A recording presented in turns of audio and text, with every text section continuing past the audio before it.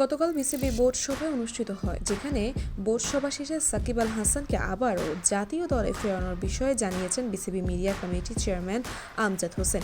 এ ব্যাপারে বিস্তারিত ব্যাখ্যা দিয়েছিলেন আরেক বোর্ড পরিচালক আসিফ আকবরও জানিয়েছেন সাকিবকে নিয়ে বোর্ডের অবস্থান। যদিও এ ব্যাপারে ক্রিকেট বোর্ড কোনো সিদ্ধান্ত নিতে পারে না বলে মনে করেন বিএনপির ক্রীড়া সম্পাদক এবং বাংলাদেশ ফুটবল দলের সাবেক অধিনায়ক আমিনুল হক। রাজধানীতে গণমাধ্যমের মুখোমুখি হয়ে আজ আমিনুল বলেছেন, এটা তো রীতিমতো স্ট্যান্ডবাজি। আমি বলবো, সাকিবের ব্যাপারে সিদ্ধান্ত নেবে রাষ্ট্রের আইন যদি নিরপরাধ হয়, মামলাগুলো প্রত্যাহার করা হয় রাষ্ট্রীয়ভাবে, তাহলে সাকিব আসবে, তাতে কারো কোনো সমস্যা নেই। খেলোয়াড়কে আমি সম্মান দিতে চাই, সাকিবের মতো একজন ক্রিকেটার খেলবে, এইটা আমিও চাই। আমিনুল আরো বলেন, এখনো তারা স্ট্যান্ডবাজি করে। আপনাদের ভাষ্য অনুযায়ী প্রশ্ন করার আগেই সাকিবকে দেশে আনার ব্যবস্থা করা হচ্ছে। এই সিদ্ধান্ত ক্রিকেট বোর্ড নিতে পারে না।